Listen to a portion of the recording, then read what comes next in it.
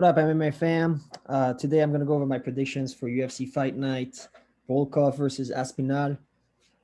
So first fight of the night, we have Muhammad Mokaev against Cody Durden. So this one, Cody Durden is a wrestler, okay hands. In his last fight, he made some controversial statements about after beating a Chinese fighter about sending him back home to China, and that didn't sit well with a lot of the MMA community. So I'm gonna be interested to watch this fight and see how it plays out.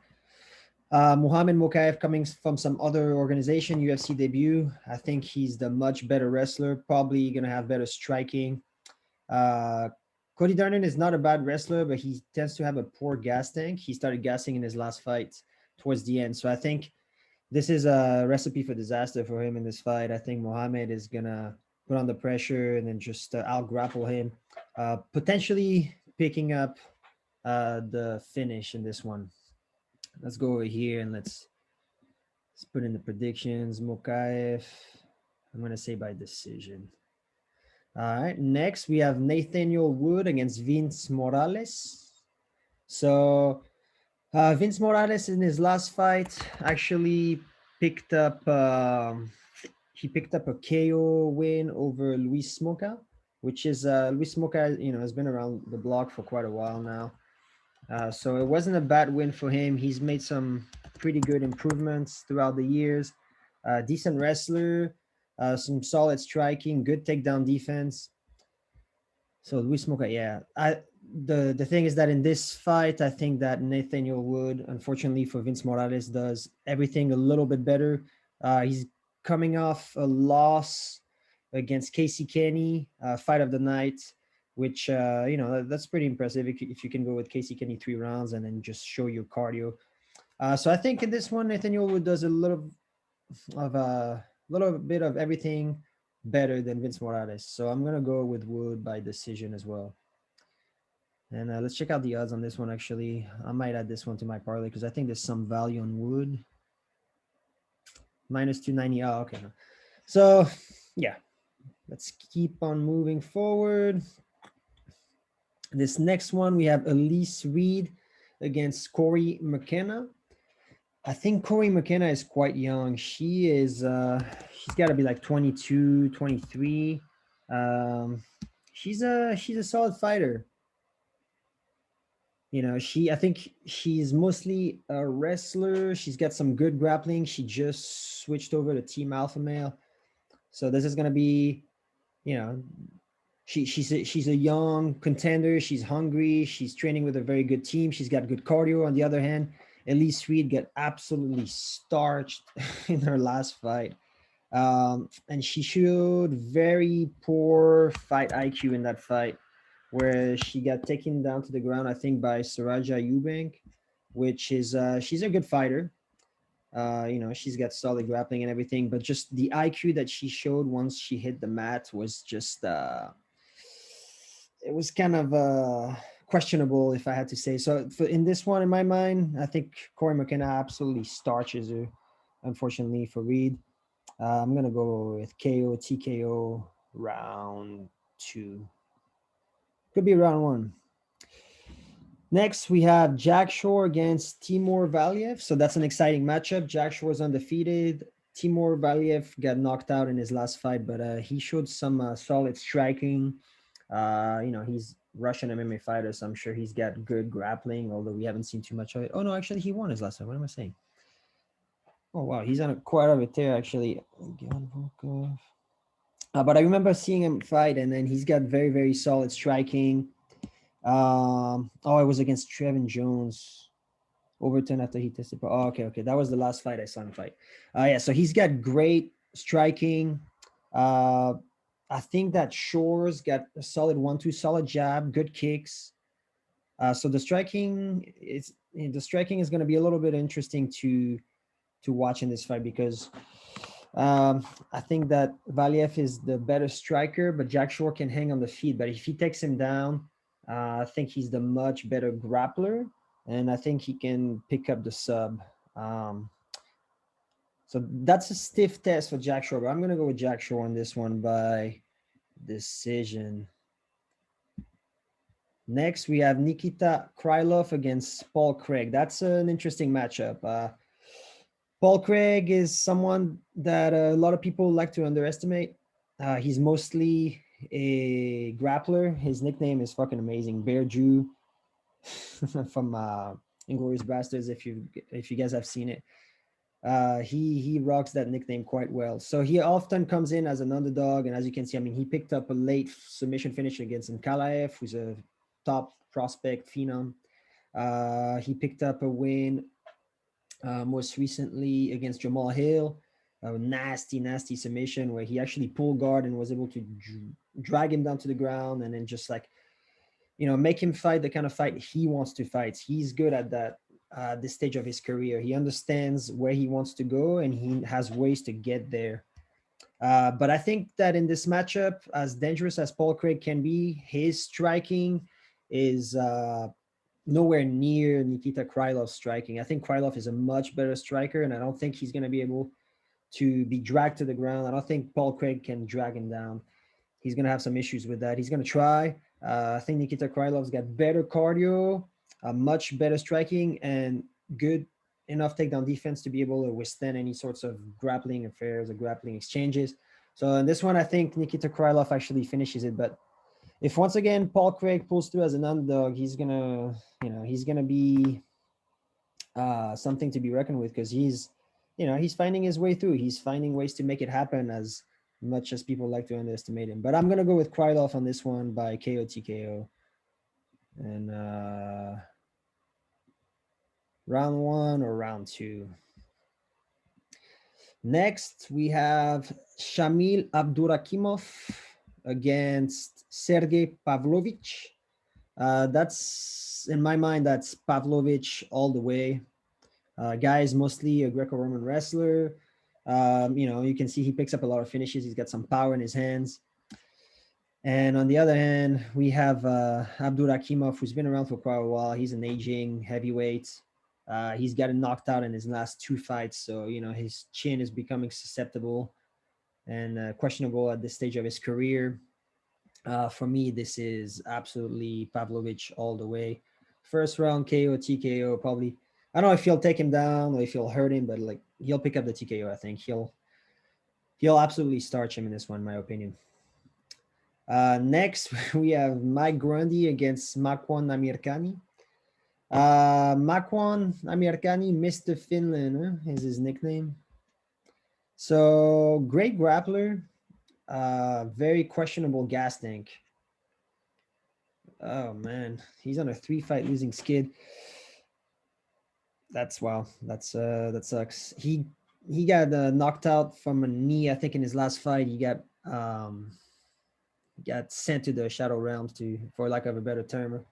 He had a big knee and then a few unanswered punches. I think that was nasty to see. In this one, I don't know. I think Mike Grundy might have a slight advantage on the feet and in the striking department. As far as grappling, I think Amirkhani might have a slight edge in the wrestling department or in the grappling department. But I think that his gas tank is extremely questionable, and Mike Grundy is not going to be someone that just withers away. He's got great cardio. He also has solid submissions. So I'm going to go with Mike Grundy on this one by decision or like a late finish, I think. And I think there's some interesting odds in this one. Where we have Amirkhani, where are they?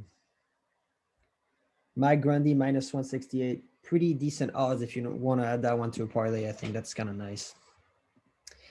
Next, we have Jai Herbert against Ilia Topuria. So this one I'm really interested to see because I own some NFTs for those of you guys that are following the NFT trends with UFC Strike. Ilia Topuria El Matador is he's a phenom. He's undefeated, amazing grappler. He beat Ryan Hall in the last time, which is a hard puzzle to solve for anyone. Jai Herbert is a solid, smooth striker. Very, in my opinion, at least, questionable chin. Great, like I was mentioning, great striking. I think Ilia Topuria can definitely, strike with him, stand and bang, no problem. I think he can dictate and decide where the fight will take place at any time in the fight. I think he can take him down, probably submit him. He's a much better grappler, but I think he can also finish him on the feet. In my opinion, this is Ilia Topuria's fight to lose, or fight to win, I should say. And then, he'll definitely pick up the win in this one. I think KO, TKO round one, or submission round one, round two. And actually, it's Ilia Topuria and Paddy Pimblett just had a little bit of a scuffle backstage today at I don't really know where it was, but I'll put the video in the description if you guys want to check it out. It was they both took swings at each other and hit each other, and these guys they both have moments, NFT moments in the UFC Strike platform, and they're both fighting in the same weight division, so it could be a very interesting fight next if both of these guys pick up wins. So I'm really looking forward to that one. And once again, like I said, I'm gonna put the link of the scuffle in the description, and you guys can check it out and enjoy that little scuffle. Next, we have Molly McCann, sorry, against Luana Carolina. Luana Carolina is a good striker, Muay Thai striker, pretty lengthy. Molly McCann is fighting, she's fighting from England, and she's fighting on home soil for this one. So I think this is going to be extra added motivation for her. This is a little bit of a matchup where Molly McCann knows what she has to do. She has to pressure, and she has to be the aggressor because she's much shorter and stockier. She carries much more power. Luana is more technical on the feet, but I think McCann can close down the distance with some big looping punches. She's gonna have to be careful on her way in because Luana, has some solid kicks and knees up the middle. But I think Molly McCann can push this fight against the fence, make it dirty, maybe work the body, some big looping punches, maybe try to work a takedown, and I'll grapple her. I'm gonna go with McCann decision on this one. Next, so this is a late fight replacement for Takashi Sato. Takashi Sato, great striker. Don't know too much about his ground game. I know that Gunnar Nelson is an outstanding grappler, ADCC bronze medalist, I think, at some stage of his career. Just all around, much better grappler. He hasn't fought in quite a while, I think. So this is going to be interesting to see. We have to see how he gets back, into the swing of things, how his cardio is holding up. But I think, especially coming in on the late notice replacement, I think Gunnar Nelson will pick up this one by submission. I'm going to say submission round two. And also, like, Gunnar Nelson can definitely stand and bang with him, but I don't think that's what he wants to do in this one. Next, Paddy Pimblett. I'm also very much looking forward to this one. Guy has a lot of hype. He's very entertaining, great character. He picked up a solid win in his first one where he had to overcome some adversity in his UFC debut, I should say. Had to overcome some adversity and then just put the guy away with some bombs. Although he's primarily a grappler, he showed some improved striking, although he's got to tuck that chin in or he's going to get knocked the fuck out at some point. I know he says that Scousers don't get knocked out, but in that one, he's got to be careful because Vargas is a big underdog, but first round, he has to come in with some heat, and he could catch Pimblett if Pimblett's chin is standing straight up in the air. He has a solid chin, but he has to be careful. You can't rely too much on that, especially, with 4-ounce gloves. But I still think that Paddy Pimblett, although all that was said, is the much better fighter. And once Rodrigo Vargas gets past the first round, I don't think his cardio is all there to be it's yet to be seen. But I think Paddy Pimblett picks up this fight, whether he knocks him out, whether he submits him or decision. But I'm gonna go. Hopefully, we see a little more of his grappling because that's what he's known for. So let's see. Let's say submission in round one or round two in some exchanges. Next, we have Arnold Allen against Dan Hooker. Man, Dan Hooker, I was really disappointed in his last fight when he fought Makhachev. He had a lot of hype riding, and I was really hoping to see a little more from him. He's an amazing fighter. He's got some solid grappling, so I don't know where all that went. I know Makachev is probably a future champion in the making, but I really wanted him to pick up that win, and he didn't show anything. I don't even know if he landed a single strike. I was fucking sad in that fight. Um, and now for this one, he's going down to 145 pounds, and he's absolutely huge. He's 6'1", I think. I don't know if this works to his benefit. Like with the dehydration, his jaw might not take a punch the same way, or his chin might not take a punch the same way. We also have to see, like how that plays a part in the cardio department. He seems to have great cardio, but at 145 against a guy like Allen has solid boxing, amazing grappling, and I think he could definitely potentially wear on Hooker and try to test that cardio in the later rounds. And then I don't think Allen is going to want to stand for too long with Hooker, because Hooker has some solid kicks, solid boxing. I think he's the better striker, but Allen can mix it up much better. I think he's still undefeated, or he might have one loss, but he's a stud, man. Great cardio, great grappling, good boxing, good kicks. With this one, I definitely think Allen wins. I'm not too sure how. I want to see Hooker show up, though. I want to see him put on a good fight for us, hopefully, because he's an entertaining character and fighter. So hopefully he can come and show up at 145. But I'm still gonna go with Allen. Decision. This is kind of like the stage of this career where young fighters that are constantly getting better start to find finishes. So it could be a finish. But to play it on the safe side, I'm gonna go with Allen decision. And lastly, we have the main event. That's a very interesting fight. Tom Aspinall against Alexander Volkov. This is a very interesting matchup. They're both very good strikers. I think Volkov might be the better striker overall. He mixes it up well. He's got some solid straight punches, as we saw in his 5-round fight against Cyril Gane.